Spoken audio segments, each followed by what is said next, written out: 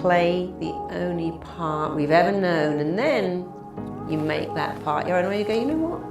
I think it's time for a new part. I was told I could never, ever have children.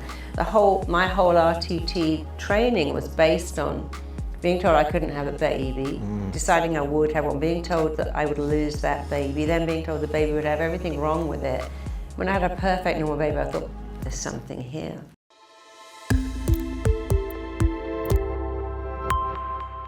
There's something in our TT which I love, and it's called foreplay. It's not about sex. We talk about that a lot too.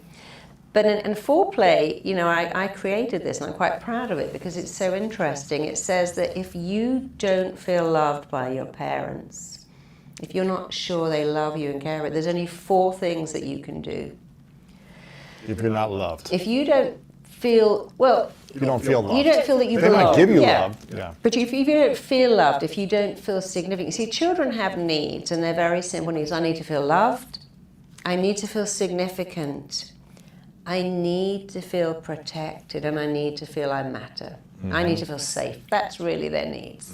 Are these the 4 things? 5. I need to feel loved, significant, protected, safe, matter. Protected and safe are kind of the same, so it could be 4. Pretty much that's a child's needs.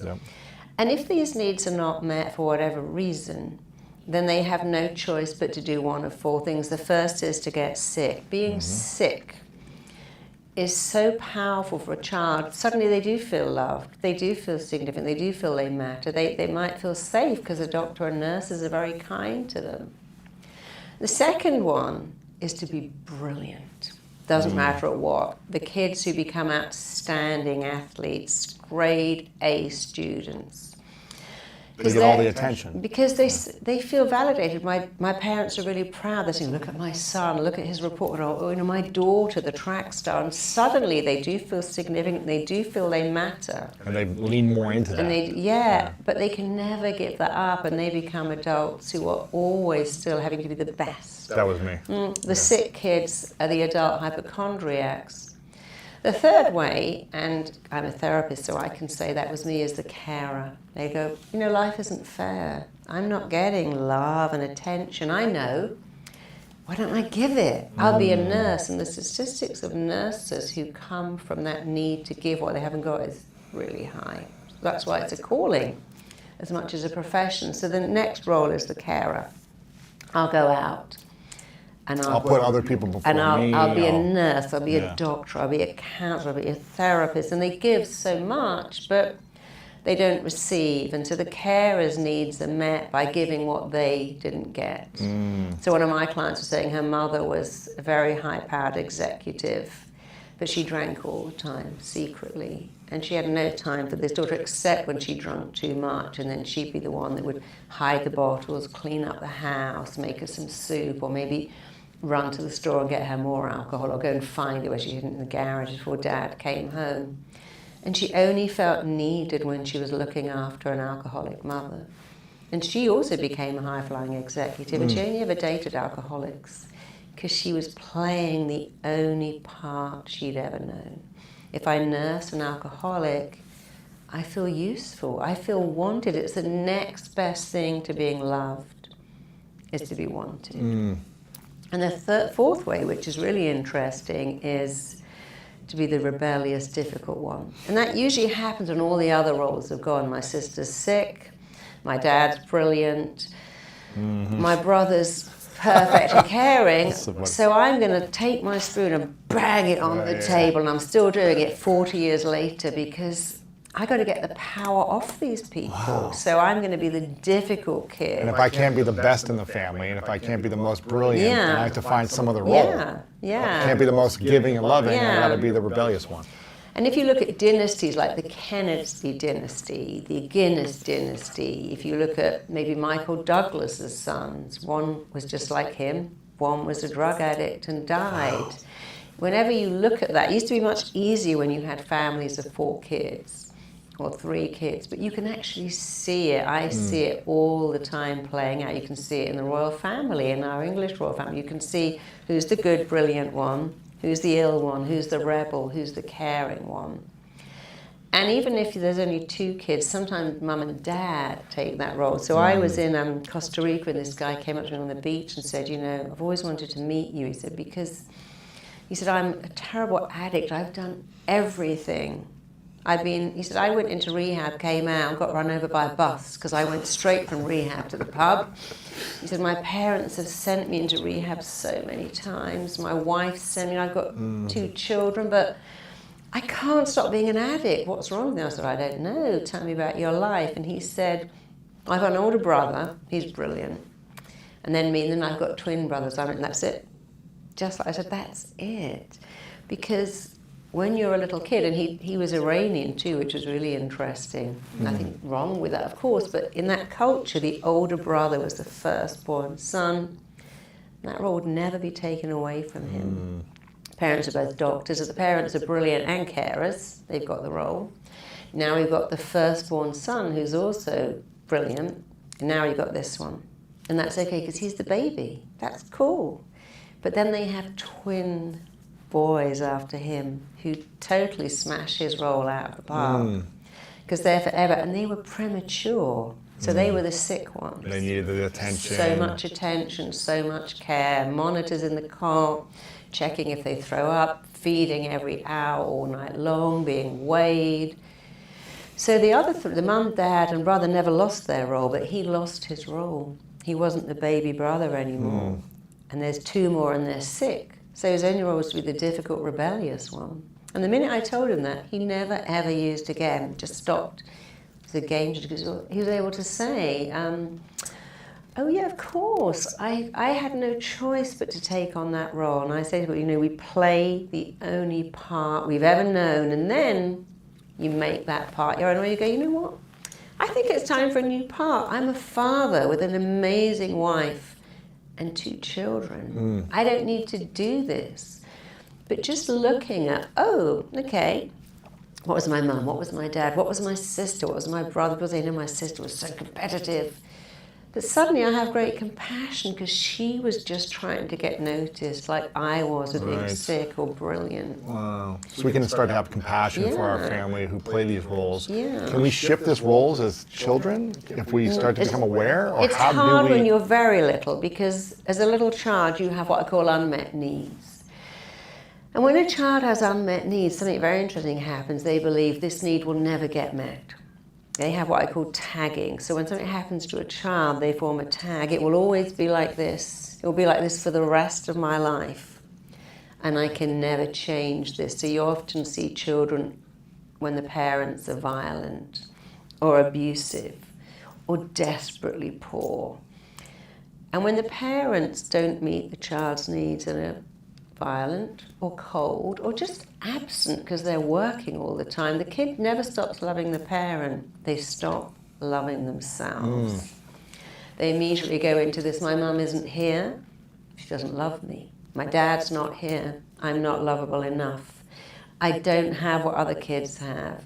It will always be like that. And that's the biggest problem, the tagging, is that we go into our adult life with the same belief. And we see many people who have everything, but they're still that child. Oh, you wouldn't love me if I didn't have this. I'm just faking all of this. It's not real. It's not me, because we play the only part we've ever known.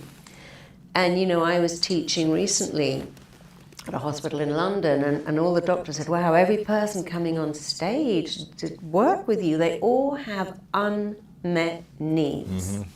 It's always the needs of a child were not met, and now they've got vitiligo or impetigo or a chronic stutter or a nervous twitch. Because their body's like, I'm going to get this need met. You want attention, you want to feel significant, you want to feel you matter. Well, being sick is a great thing. Or be brilliant, or be rebellious, or be good. But it's saying, okay, I can see I did that. Like, you straight away saw your part. My brother was brilliant in my house. My sister was gorgeous and enchanting and clever. And I just felt like this freak in the middle. So I became the carer. I would always clean the house for my mum and be so good. And my dad was a carer. He was an amazing head teacher or principal. But then as you get older, you just think, right, let me look at this. My mum was that. Okay, but I don't have to do that anymore. I don't have to do that now. So it's just making a conscious decision and being aware is the first step. Another client I met, and he said, I had a heart attack wakeboarding, and I've got a wife and kids, and my wife is just going to leave me if I don't. He said, I love extreme sports. I do everything. The more dangerous, the better. And his story was his brother was really sick. He was born, then the baby brother was really sick, and they had to have a sterilized house. And it was about your brother, don't bring your brother. And he said, I used to jump over bikes on my skateboard or go over bikes, and the only time I got attention is if I hurt myself. If I came in covered in mud, they go, oh my God, your brother, germs, but they would patch me up and go, are you okay?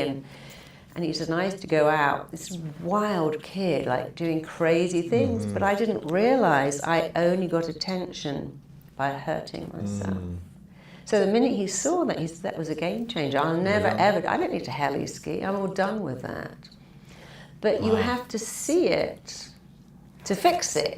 Most of us don't really look at, I don't want to look at that. You have to look at your life and go, okay, what was going on when I began to do that? What was happening in my life? And sometimes you'll get it, sometimes you won't. Even if you don't, just think, but it's not me. One of the most powerful things we do in RTT is get people to say, it's not me.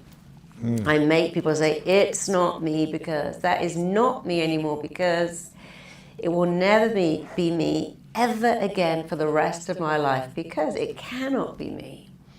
And when I do huge auditoriums, I have the whole room say, that's not me ever again for the rest of my long, gorgeous life, because... But then I make them justify it. Scream that out. Tell me, well, I'm not 7. I don't live with a dad who says, eat everything on your plate, and you're not getting down until you've finished even that congealed bit of fish. I don't live in that world. I have the ability to say, fuck you. I'm not eating that.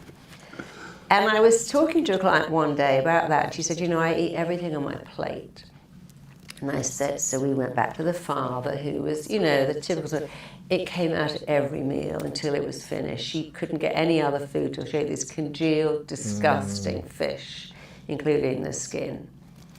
And I said, well, imagine if you went to a Gordon Ramsay restaurant, and he said, you're not leaving till you eat that food. She goes, well, I'd stay and eat it. I'm like, no, you wouldn't. I would. I'd be so scared of Gordon. If he said, eat it, I'd have to eat it. I'm like, you're playing tape in your head. You can go, I don't want it. I'm not hungry. It's lovely, thank you, but I'm full.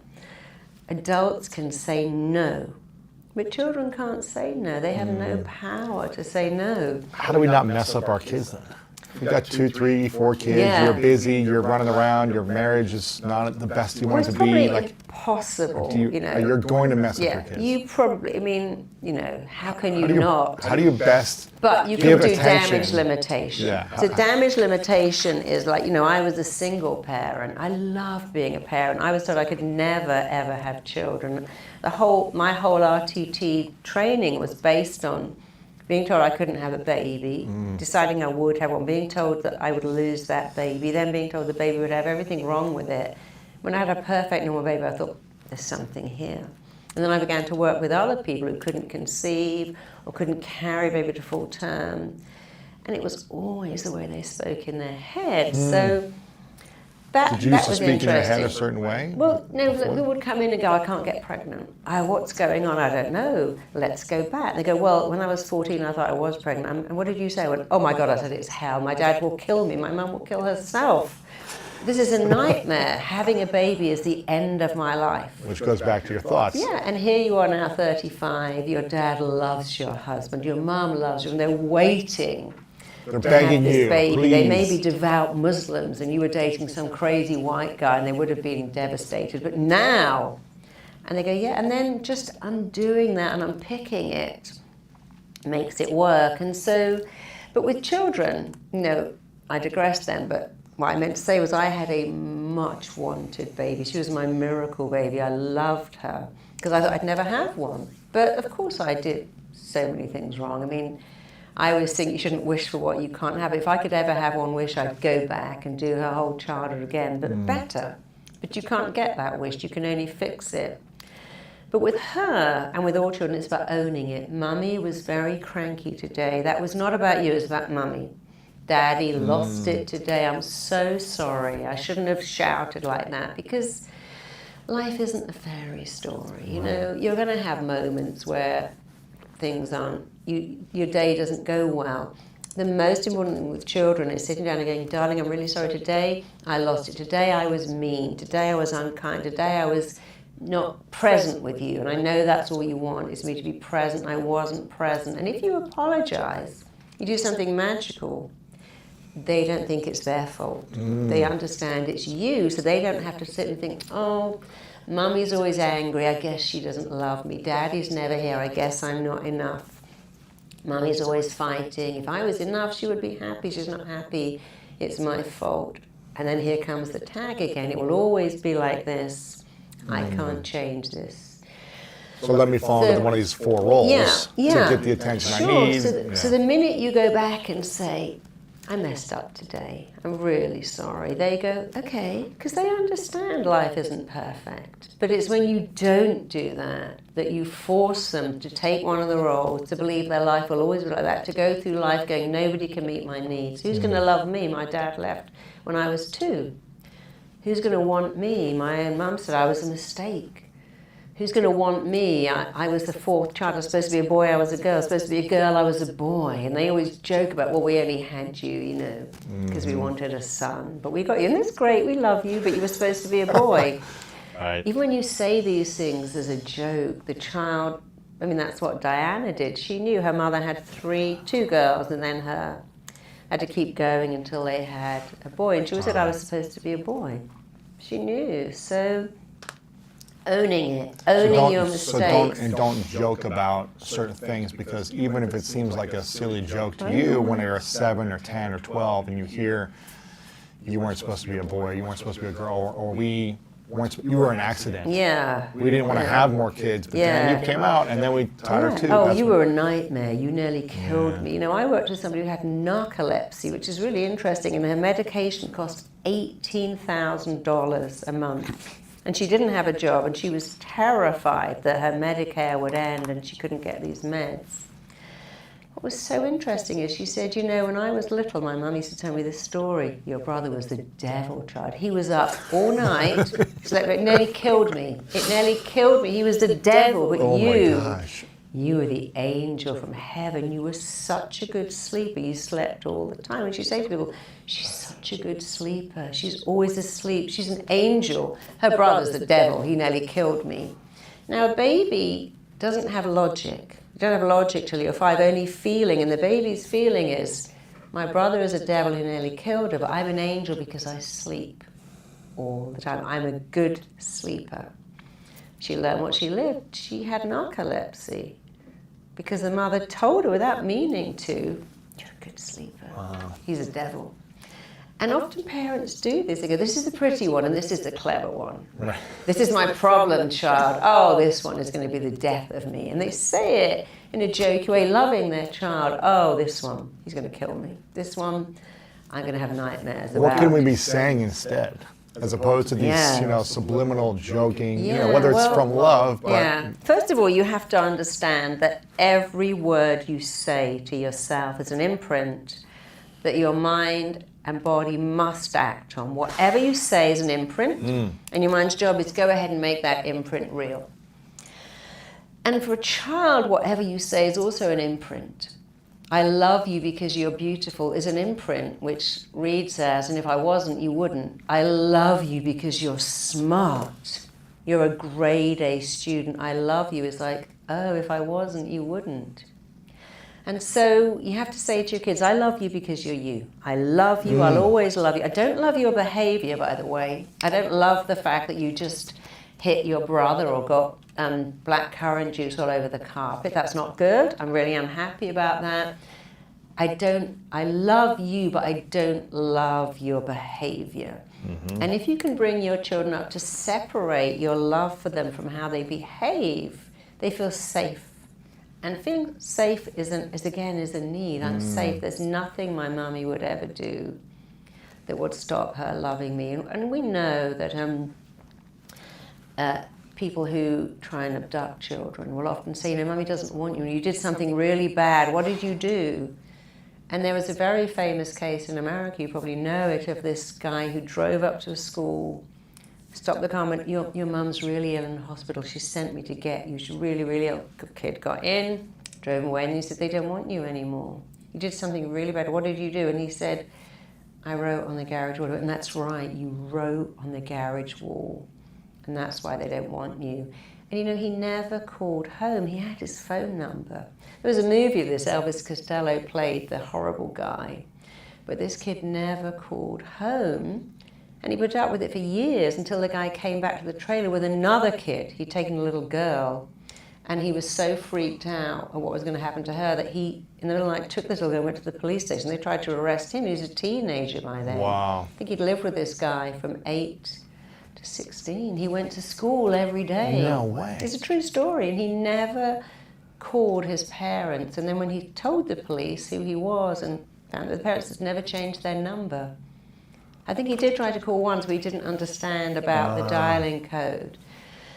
But you see, paedophiles will tell you, I sit in a park and I know which kid to go after. It's the one who looks a bit sad, a bit lost, a bit. They don't go after the one who's really confident and loud. They don't go after the rebellious one because they never shut up. And one of my clients was telling me that her uncle, she was one of 4 girls, and he used to come to the house for Friday night dinner and go upstairs, and he molested 3 of them, but not the 4th. And the 4th was the rebel. She would have screamed the house down. But he systematically abused 3 of his nieces.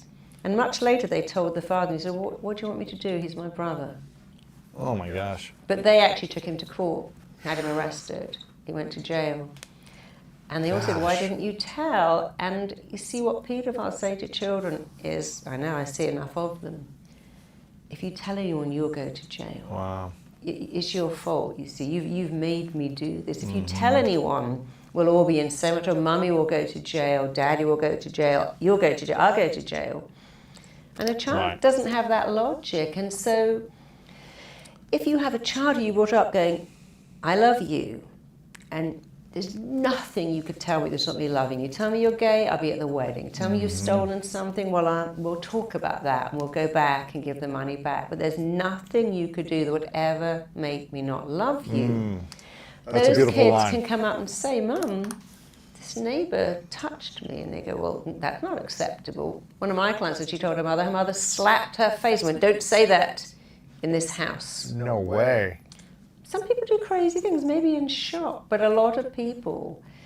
You know, one of my earliest clients told me this really sad story. She was the only Jewish girl in her area, and her father told her that all Jewish fathers have sex with their daughters. So later she asked a friend, she went, that's not true. She goes, well, I thought it must be because he told me that's what good Jewish girls do. And I mean, of course, Jewish fathers don't do that. Jewish fathers on the whole are wonderful fathers, but if your kid doesn't feel safe to come and tell you anything, you know, I've had, as my daughter was a teenager, the amount of kids in my house coming in going, oh, I think I'm pregnant, I'm taking drugs, I'm sleeping with this boy just to make him like me. Because they knew that I would never judge them. I go, tell me everything. I said, well, tell me everything. You're not going to react in an angry way. No, sometimes I really wanted to. Right. I really wanted to. But I remembered I said to her when she was little, you will never, ever get in trouble for telling the truth. She goes, Mummy, I just got green nail varnish all over your carpet. And I'm like, she said, I feel so relieved, Mummy. Because I know if I tell you the truth, you won't. Because I said, well, I am cross, but you told me the truth. So I'm just going to have to suck up the green polish. I mean, she didn't have a perfect childhood. She got grounded, she got punishment, she got consequences. But I always wanted her to know, I will never punish you for telling the truth, ever, ever, ever. And one day, a school called and said, well, she's gone missing with another girl. They just didn't turn up in the afternoon. And so I said, what happened? She goes, well, Mummy, my friend had to get the morning after pill, and her parents would be so angry. So I went to the clinic with her and said it was for me, because I knew that you wouldn't be angry. So we bunked off school, went along, and I said that I needed it, because I knew if they called you wouldn't punish me. But if they called her parents, her dad would have probably beaten her. Wow. So it's very important. It's not easy, but you have to, and when they tell you the truth, they will tell you stuff that make your eyes come out in stalks. I mean, if you watch that movie, that series, if you watch Sex Education, Parts of it, yes. so good. People say, that really goes on? Yeah, it really goes on. But you got to let them tell you the truth and then not judge them. If you enjoyed that video, check out the next one right here. You can also click the link below right here for your free gift. When you focus on where you want to go, you actually go towards it. The more you focus on where you want to be, the more your mind, like a heat-seeking missile,